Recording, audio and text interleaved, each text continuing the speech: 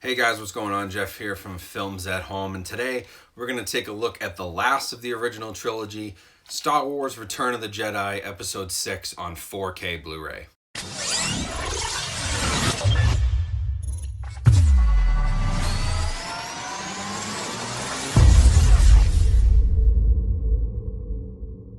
Hey everyone, so thanks for coming back to the channel. Like I said in today's video, we're going to finish up this Star Wars Original Trilogy on 4K with Episode 6, Return of the Jedi. This will be the culmination of my past two reviews where I did A New Hope and Empire Strikes Back on 4K. So if you haven't watched those, go watch those reviews as well. And we're going to finish up the original trilogy here with Return of the Jedi. I'm still undecided. We'll see what happens here. I don't want to drop a bunch of money on the prequels, but I do have Rise of Skywalker, so I will be doing a 4K review of that. But for now, this is probably the end of the Star Wars 4K upgrade videos at this point until things get a little more normal again. If you do like Blu-ray and 4K collecting, home theater, movie reviews, anything like that, I think you'll really like the channel. Please consider subscribing. I'd really appreciate that. Like the video and let me know in the comments what you guys thought about this if you did pick it up. With that being said, let's jump right into the review. So Return of the Jedi, again, another true 4K digital intermediate because it was shot on film. And so right away, the 4K resolution is a nice upgrade. Lots of details look better, although there is a lot of digital noise reduction. Once again, Disney or Lucasfilm in combination, the two of them worked on this transfer, and they did remove a lot of the grain. And so if you're looking for a more faithful adaptation of the original movie, you'll probably want to check out 4K83, which was a fan edit. There is a no DNR version of that, which contains all of the grain and all the goodness that you want if you're looking to view it on film. At this point with these movies, I've just kind of come to accept that we're going to get what we get when it comes to that. And so I'm just going to review what I can, what's available to me. But just know if you're a purist, there are probably better options out there for film grain, in this case 4K83. Now, the resolution does help with the details, and it does upgrade in a lot of ways on a 4K TV, the way that this presentation looks. But the biggest thing I've noticed with all of these from the original trilogy is that the HDR difference is huge. And again, on Return of the Jedi, there is a massive difference between the previous Blu-ray and the current 4K with HDR10. The nice thing about this HDR10 though is that I did like it better than the 4K stream with Dolby Vision on Disney Plus. I thought the colors here were better, and for 90% of this movie, I would say maybe even 95% of this transfer, I was very pleased with the HDR. There were multiple scenes where comparing to the Blu-ray and jumping over to the 4K, I could see a huge difference. Most noticeably, the previous Blu-ray release of this has a very orangey red tint all over it, which you'd think would work great for like Tatooine and all the scenes with kind of Jabba and that whole area. And it does at times help. There was one particular scene, and I'll put a screenshot here of Boba Fett, and I really like the way he looks on the previous Blu-ray with the coloring in the backdrop versus the 4K. I like the Blu-ray here better, but on most of these sequences, I much preferred the 4K with HDR, including any scenes with the Star Destroyers again. You can see that the color has been corrected there to be a more proper gray. Again, with Stormtroopers, you can see that the white has been brightened up and made, you know, less bluish, less gray, more white. Darth Vader looks better, and there's lots of scenes where skin tones as well, especially Lando, he looks a whole lot better. In the previous Blu-ray, he looks like he's gone to the like Donald Trump school of tanning. I don't know what they were doing with his color. He's all orange and red, and he's all screwed up, and they make him look much better on the 4K disc, so that's a really good improvement. And many of the other skin tones and more natural colors, even on people like Jabba the Hutt, on Yoda, the skin tones there look much better, and there's less of an orange tint and a more realistic feel. So in terms of how this compares to the other two, if I had to rank them, I still think A New Hope is the best of the transfers. But Return of the Jedi is very close to A New Hope, and I was pleased with this 4K release. I think it is much better than Empire Strikes Back. And so Empire Strikes Back, unfortunately for me, was the worst of the three, and that's just my personal preference because I actually sort of liked what they had done with some of the color grading on the previous Blu-ray with Empire, and didn't love 100%. I was maybe happy with 50-60% of what I saw on the 4K, where here there were very few scenes that I wasn't happy with and didn't see an improvement with 4K and HDR10. And so this is a very solid release from a 4K perspective and an HDR perspective. They actually did a pretty good job. I'll give them credit. Again, I'm a huge skeptic when I came into this. I was not sure, but if I had to rate this out of 10, if I had to rate the whole series out of 10, I would say A New Hope is like an 8, 8.5. This one's like a 7, 7.5, and Empire is like a 6.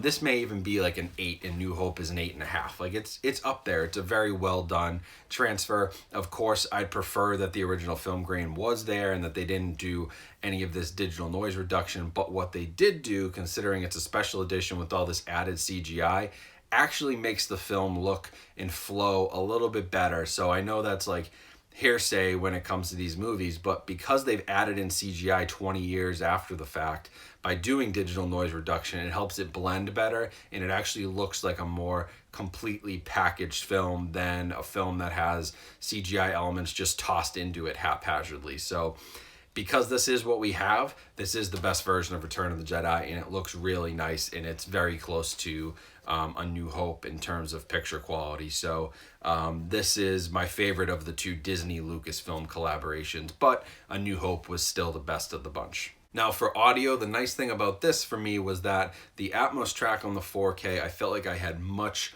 less volume adjustment to do here.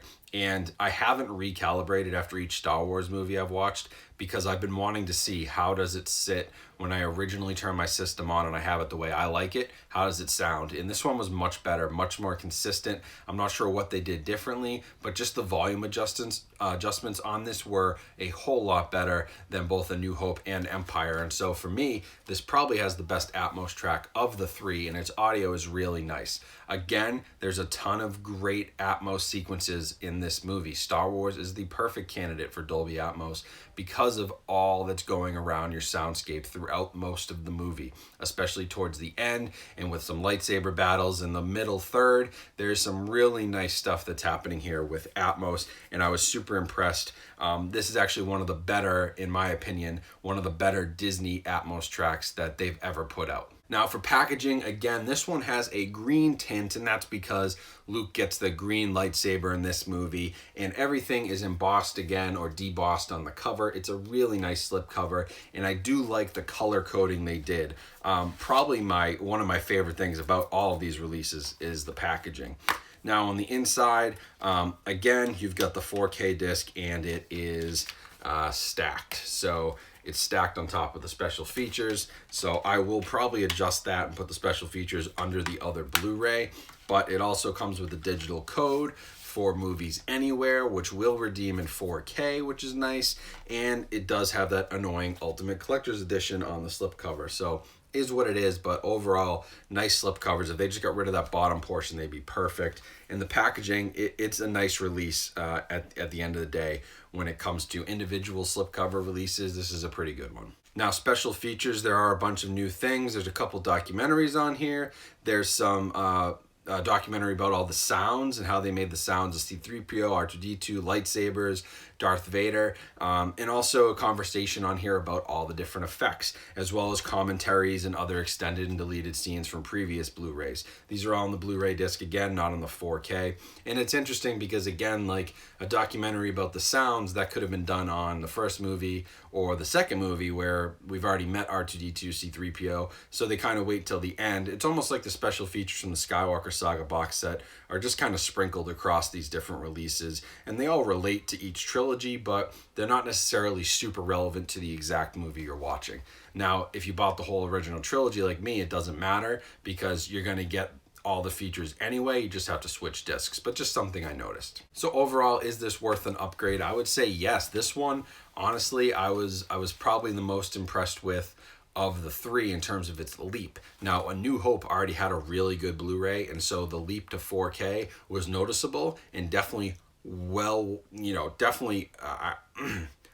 the leap to 4K was definitely noticeable, and I welcomed it, and it looked great. But the Return of the Jedi Blu-ray was one I was never really pleased with, and so this makes a bigger leap from Blu-ray to 4K than A New Hope, and it comes just short of beating out A New Hope in terms of 4K quality. So I would say it is worth an upgrade, and I still think the best way that you can get these is to buy them in some sort of pack. Go on eBay and try to bundle the original trilogy, get it for $50 or $60, and they're well worth $20 a piece. If you're gonna buy them for $30 individually, I'd say that's too high. This one, you could justify it if this was the only one you wanted, but I suspect that most collectors want all three. And so 2 out of the 3 are, I would say, above average 4K discs, not excellent, but above average, and 1 is an average 4K disc. And for that, I would say try to get them for 50 or 60 bucks. I used Target Buy 2 Get 1 sale, and I did get all 3 of them for $60. There's other ways you can do this through Disney Movie Club. Amazon has some deals running. There's other ways to do this, but $30 on an individual release for me is a little bit high, but as a collector, I wanted to have all 3, and so bundling the set is probably your best bet. I will leave a link to this to purchase on Amazon down in the description. If you go through that link and you decide to add a couple other movies to your cart or get the original trilogy, as long as you use my link, you help support the channel, so that's always a great thing, and I always appreciate that. Make sure you're following me on Instagram, as well as checking out all the other links down in my description to ways you can support my channel and contact me. I really appreciate everybody watching this series. I wasn't sure how I would like these. I wasn't sure how the response would be, but the first 2 videos, the response has been incredible. Tens of thousands of people watching those 2 reviews, and I'm hoping the same for this one. So I appreciate all the support. I'm really glad I made the leap here into the Star Wars Original Trilogy on 4K, and I'm glad you guys all enjoyed it and watched. There's been a lot of discussion in the comments, a lot of good feedback and criticisms and conversations, and people are being civil, which is awesome. But you know, these are some of the most highly debated and controversial 4K discs that have probably ever come out, and so I was glad I was able to review them, and thank you to all of you who pushed me to do it, because sometimes I need that little push to go do things that I don't necessarily want to do, and in this case it turned out to be a good thing, because I ended up with at least 2 really nice discs and a third one which I still do enjoy. So thanks for watching. I'll be back soon with more videos. I've got some more 4K Is It Worth an Upgrade videos to come on really cool titles. So make sure you're subscribed, have your notifications on so you stay up to date on those. And I hope you guys stay safe, stay healthy, stay at home, and I will talk to you guys very soon. Thanks again for watching.